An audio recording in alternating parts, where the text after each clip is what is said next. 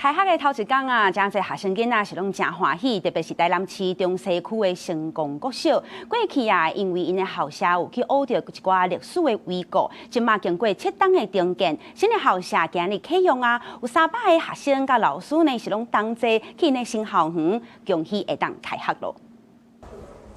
开学第一天，台南市中西区新丰国小5、6年的学生展开校园巡礼，哪行哪向因过捌上课的教室会手再会，因为学生因23要转去因家己的学校上课啊，家长甲学生拢欢喜甲足期待。在那边有一点感情的啊，所以离开也有一点伤心。我觉得新的城管很棒，然后我希望可以在这里留下好的印象。我为他们感到高兴，还可以用到这个新校舍，还有新设备。其实我们有去参观过，学校真的就是设计得很好。新丰国小校舍中间工程，因为学到历史遗故，煞牵着时间，再加上消防安全出现欠点，工程经过7天半总算完成。这期间校方嘛借用文献国中教室上课，这阵国小师生要转去因的校舍，毕业的校友嘛，予因满满的祝福。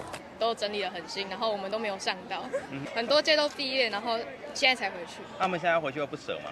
有一点，就会怀念以前教过的老师。这新校园结合现代建筑甲历史中学，打造文化参教育的学习环境。后来除了完善的教学空间以外，嘛设第200座的玉山图书馆，兼结合数位科技发展 AR 课程，要让学生透过科技观测运动场下面的清代台湾管事的遗构。